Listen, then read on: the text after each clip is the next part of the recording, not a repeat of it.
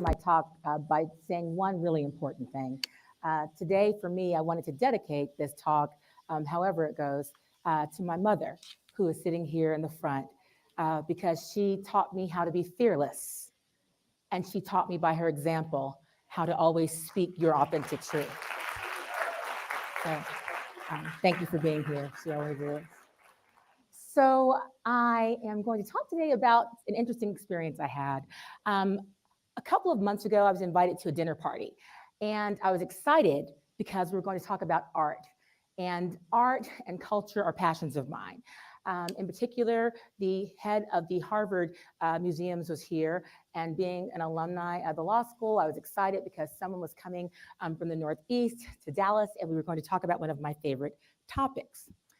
At the same time, during that time, I've been serving as the chair of the Dallas Task Force on Confederate Monuments, a whole different discussion about art. And so I was looking forward to going because we were going to just talk about what was happening at Harvard and happening here in Dallas. And so when I went to dinner that night, there were a small group of people, 10 people. I was looking forward to relaxing because I had had a pretty intense hearing earlier that day at City Hall. When I got there, of course, what did everyone want to talk about? The Confederate Monuments Task Force and the hearing and how it had gone. So being my normal self, I try to always be helpful and somewhat accommodating. And I said, sure, I'd be happy to discuss that. And as dinner went on, I felt this mounting dread. Now, you probably can't tell from this short period of time, but I'm an extrovert. I like to talk. And so speaking is never a problem for me. When my husband and I go out, he's more of an introvert, and he doesn't worry about carrying the conversation because he knows Francis has got it. But this night, I didn't realize how exhausted I was. And so when they finally turned the conversation to that around the time that dessert was being served, what's happening with the monuments, I shared my thoughts, very aware of the dynamics in the room. My husband and I were the only African-American couple, which we often are. And so I'm very comfortable with that. But I was acutely aware of that as I talked about this wonderful topic at hand. But at some point, someone said, well, are you seeing African-American culture and art being shown in Dallas? The woman from Harvard asked that question. Well, and I had to say, no, actually, I'm not. We have the largest contiguous arts district in the country, but there's very little representation of African-American art and culture, to which both of the women on both ends of the table both objected vehemently immediately. They said, oh, there is. What about this? What about that? What about this? And I'm sitting here as the only Black woman in the room saying, no, there's really not. I've lived in Dallas for 17 years. I have 3 sons. I've had nowhere to take them so they could see reflections of themselves. I was excited when you opened up the new Science Museum a few years ago, but then I took my 3 sons there and there was not one Black scientist on the wall, as if we'd contributed nothing. And that's the experience over and over again. I go to the Dallas Museum of Art, which I love, and where are we? I go from place to place to place, but I never really talk about it in ways that would be problematic. And so I went home that night and I was really lamenting this. I was saying to my husband, oh my gosh, well, I hope I wasn't too forceful, because since I was so tired from my hearing, I was very direct and straightforward at the dinner. And that was unusual because I'm really good at curating conversations. One of my gifts is that I'm very good at facilitating discussion. I'm able to handle hard topics. I'm able to do that in ways that many people find challenging and difficult. Even in law school, after our negotiation workshop, I was chosen to TA the workshop because I'm really good at this. I build bridges. I build new understandings. I connect people. And so to have the experience of this dinner party where I left feeling like, oh my gosh, I just let it all out. I was beating myself up all night long, thinking, oh, should I have said something different? I hope I didn't offend them. Maybe I should have put it this way. I could have, and I went to bed. When I woke up the next morning, though, I had a different feeling. I felt like, why was I put in that position yet again? Why are we always the only Black couple in the room? Why am I having the same conversations that I've had for over 40 years with people who say they care about issues of inclusion and accountability? And why am I worried about how they feel when no one else in the room is worried about how I feel? And so I had to sit with that. And I realized, oh my goodness, I have actually been doing the thing that I've been speaking so much about not doing. I'm doing leadership retreats and treating other people how to be outspoken and authentic and to speak their truths. And I did not realize that I had gotten so good at packaging my own pain.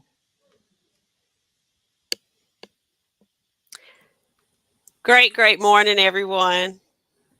Good morning, everybody. Happy Saturday. Welcome to our episode 122 of the Real Academy, which is brought to you by Create and Educate LLC with the Leadership DoctHers.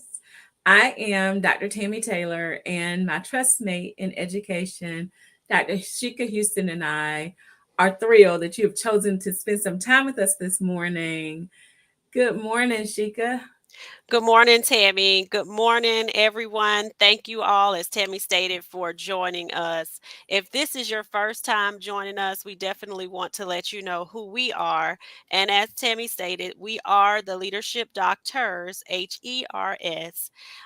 We are leaders that have been leaders of schools. We've been teachers. We have led at the district level, building levels.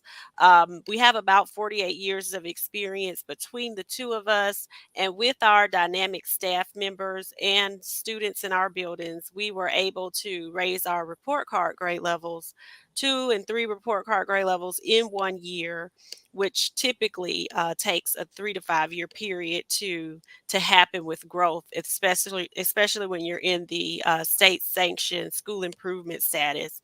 So we have also received the STEAM School of Excellence Award and the Palmetto Silver Awards for growth.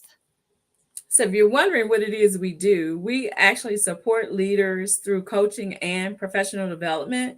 We help leaders to transform their organizations the way we were able to do ours.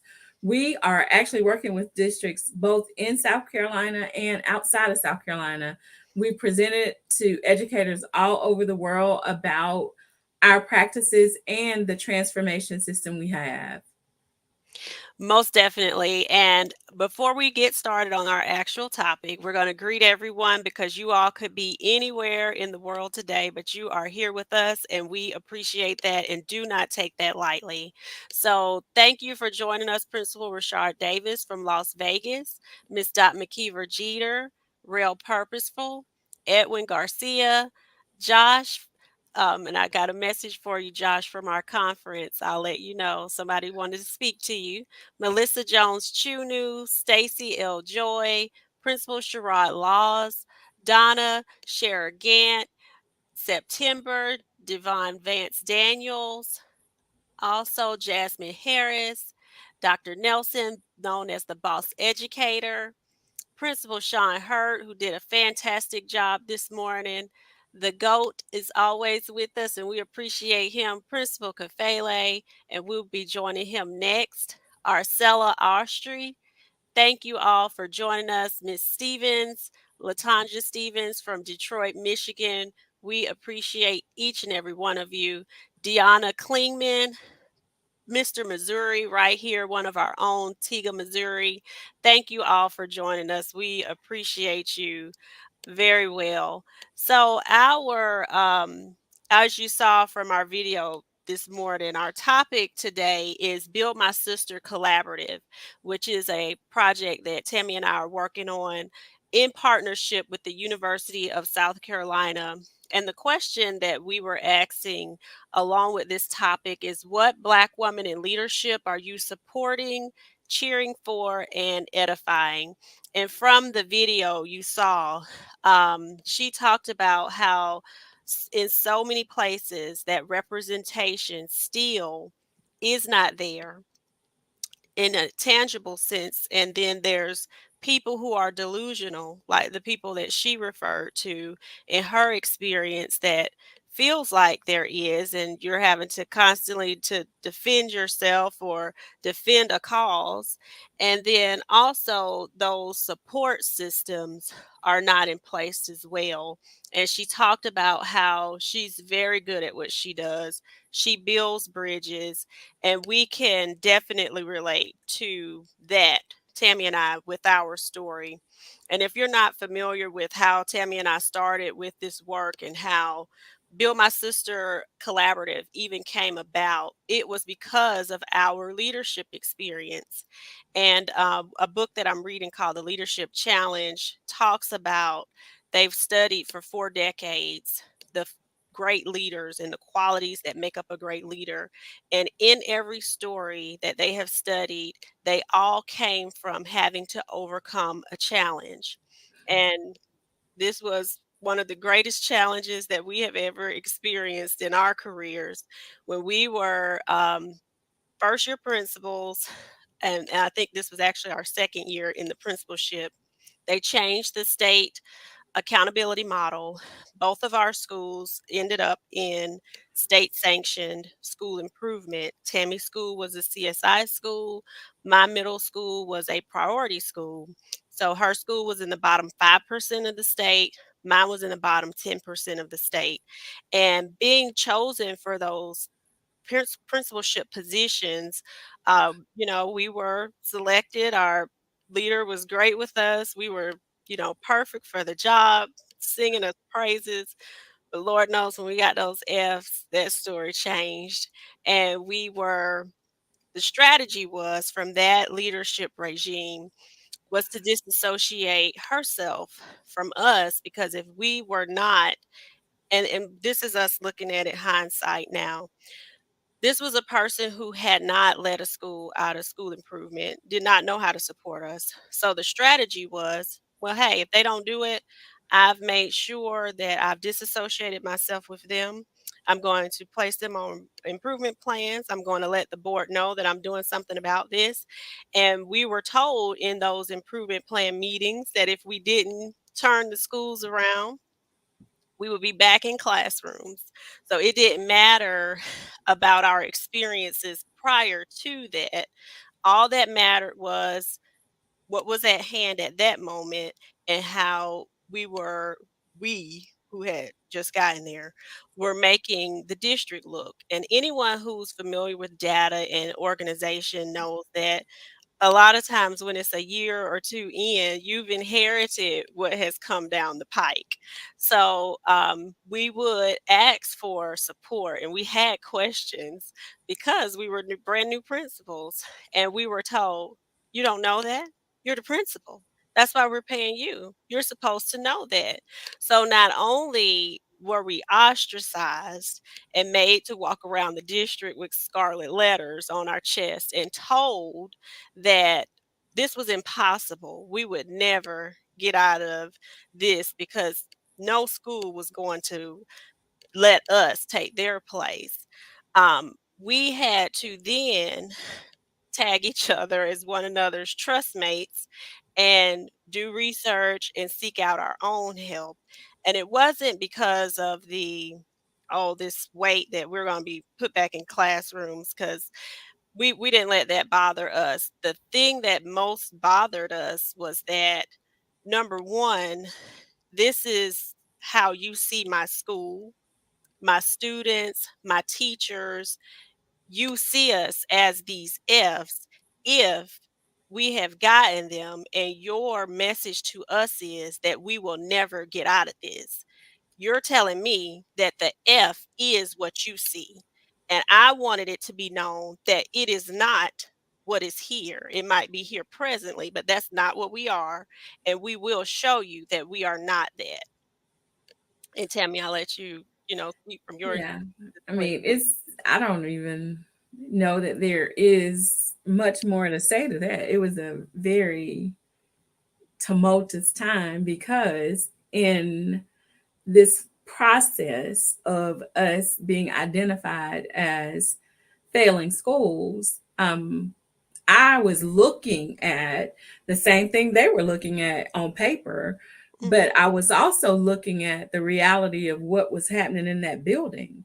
So, because I could see I had an incredible staff and that my students were no less capable than students across the county, I was, when you issued me the challenge of you all are never coming out, I'm a very competitive person.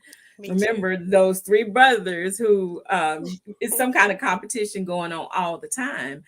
You Right. say I can't, so guess what? I'm gonna show you that I can.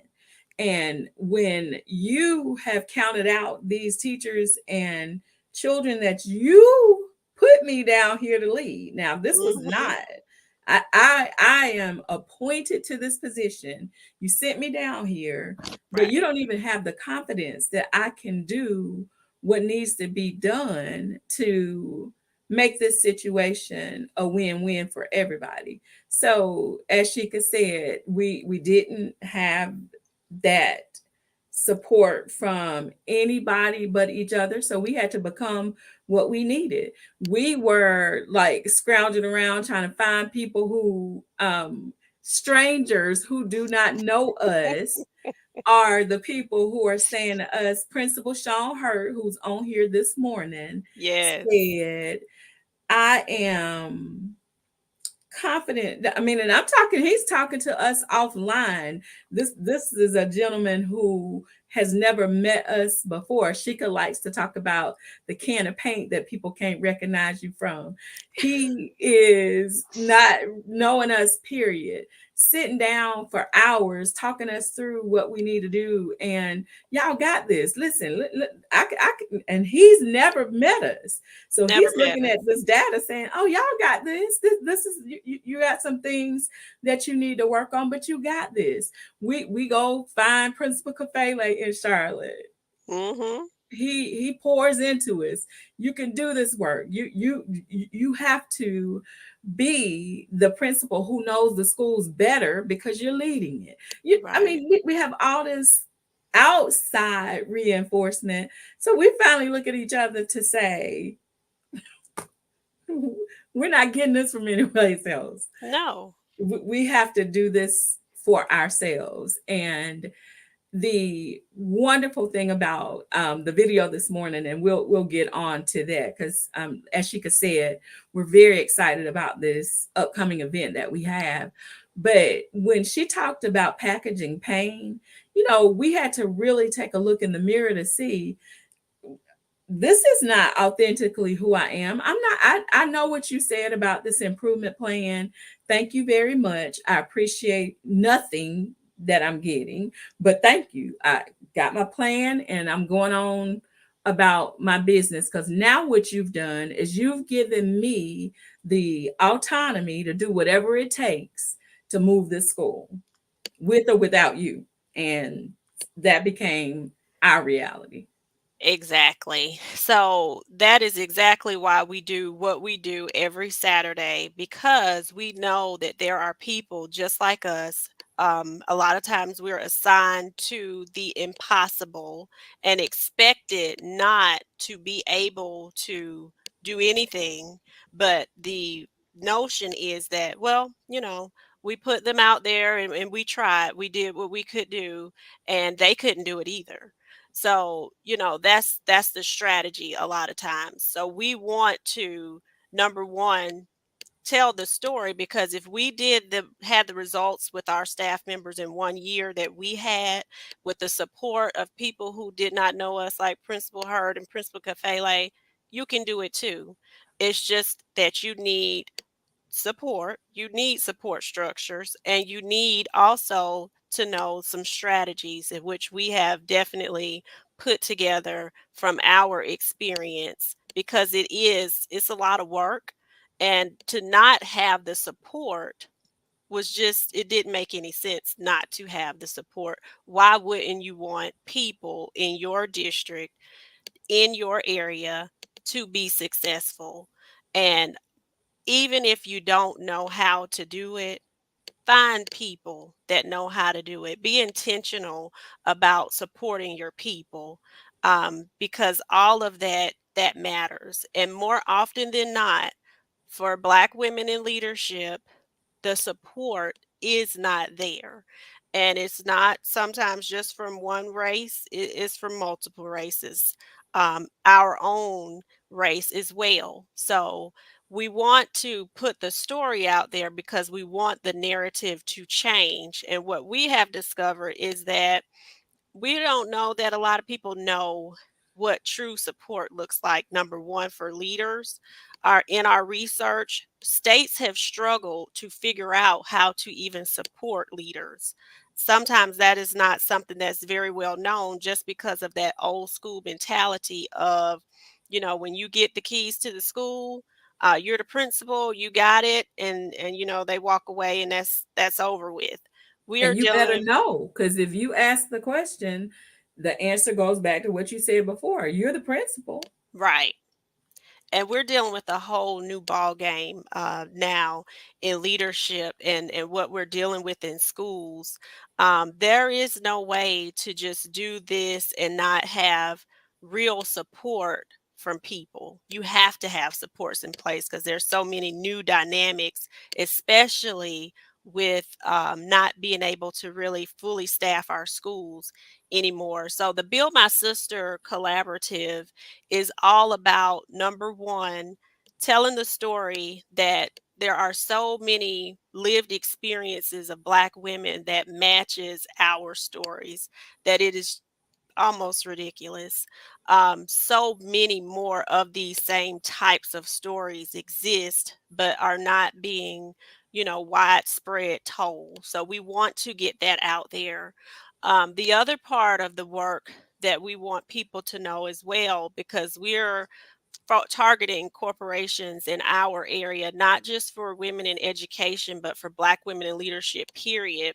Most people, just like this lady talked about on the video, about 60% of Americans are not even aware of wage disparities. They're not aware of the things that exist that are blockers that are in place for us to even get through the door with simple things like changing the names on resumes so that you're looking at resumes blindly and more so looking at experiences that match your organization versus trying to match a name to a race.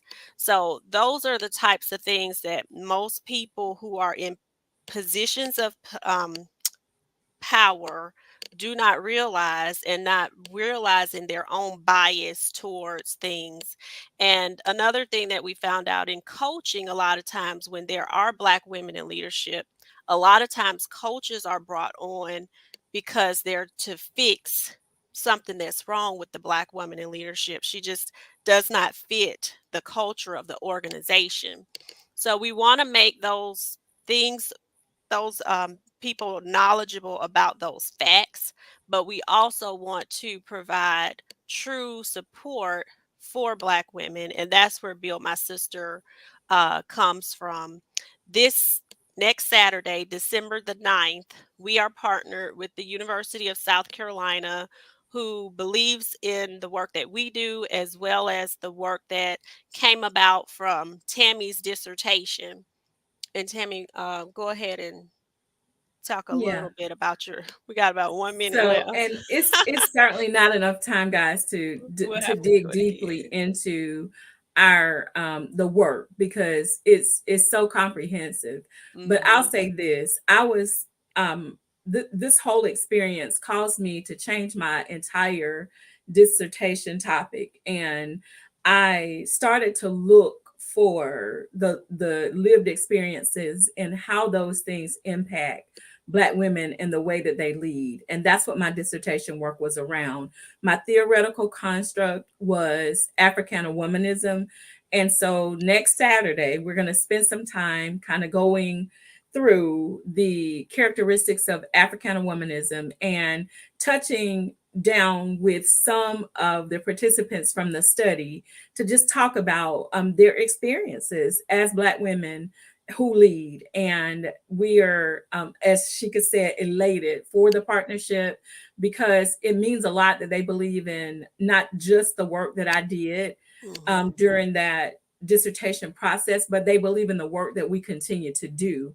And that is to elevate Black women and to have affinity groups formed that allow us to support one another in networking situations, but also for all of our allies who want to be a part of this to know exactly what it is we're doing and why this work is so important.